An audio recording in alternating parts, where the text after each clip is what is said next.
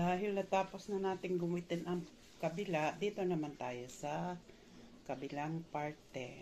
Ayan. Guntingin natin. Ayan. Ayan na sila.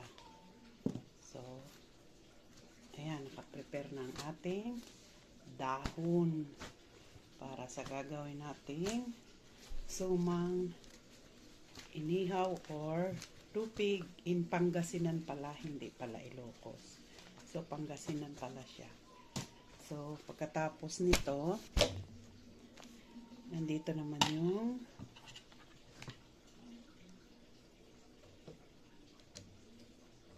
pataklo natin.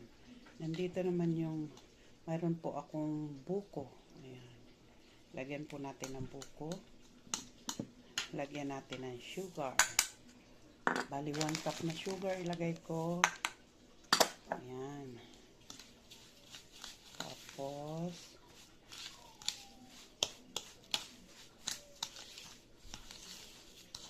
lagyan natin ng, kunin ko yung butter.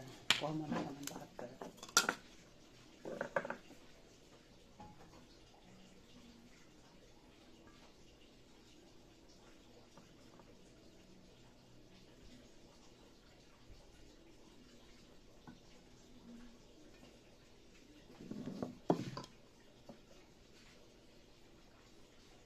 Tapos yung yung gata. Lalagyan ko rin ng gata. I need gata.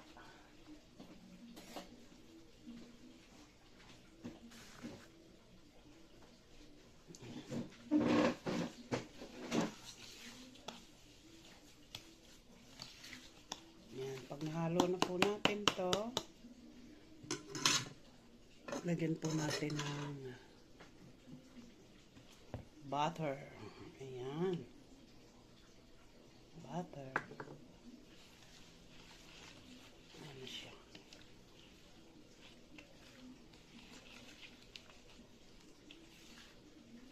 Pagkatapos, lalagyan po natin ng glutinous rice.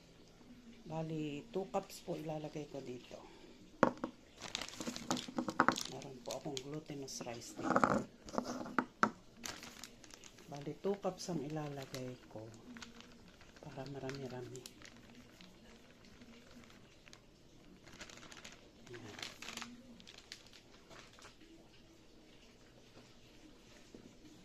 Uy! Hinay! Hinay!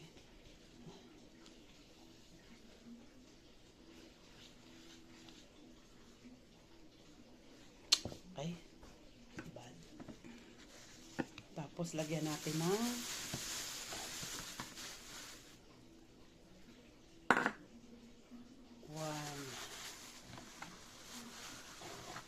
half cup of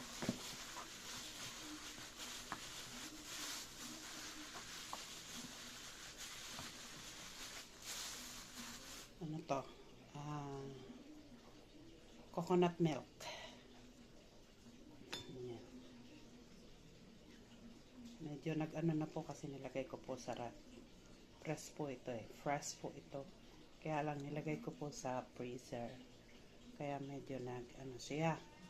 Medyo tumigas ng konti. Ayan. Tapos atin pong ini-mix dito.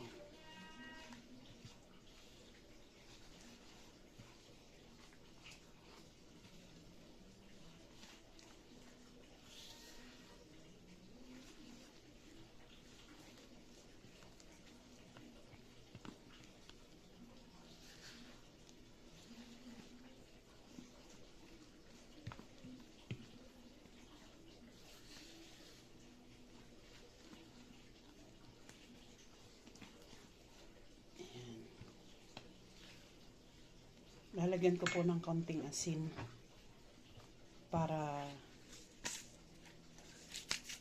may mag-ano sa iyahang parat. Konting asin. Lagyan natin ng konting asin para hindi masyadong matamis.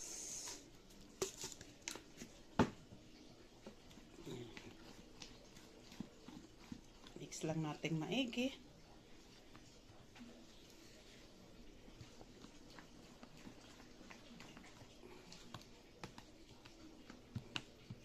Hanggang matunaw ang rice flour, glutinous flour. Ayan. Okay na yan. So, pwede na tayong maglagay sa dahon ng saging. Ayan. Nice. So nice.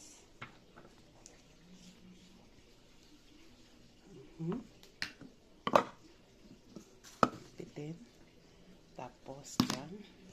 Tapos baliktarin natin ito. Ating trapo. Ayan. Itong dahon. Ating anuhan ng butter para hindi magdikit ang ating mixture. So, lagyan natin ng daming buko. 2 kutsara.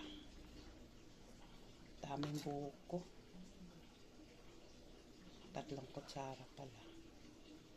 Ayan, 3 kutsara. Saka natin balutin.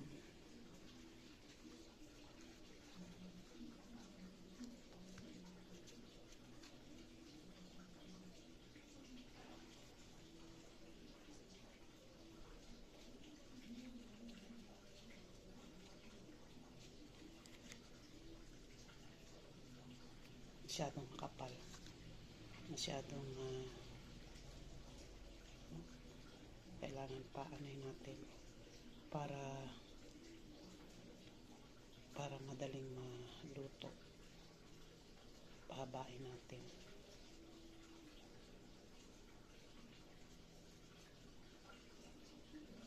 Ayan. Para mas lutuin. Ayan na siya. Ayan na siya. Ayan. Tapos mamaya isasalang na lang natin.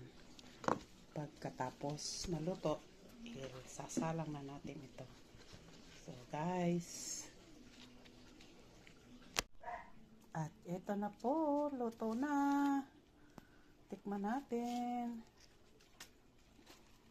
ang ating niluto. Ayan. Masyadong malagkit kasi puro po kasi ito. Ayaw niya maputol. Ayaw niya maputol. Ayan. So, tikman natin.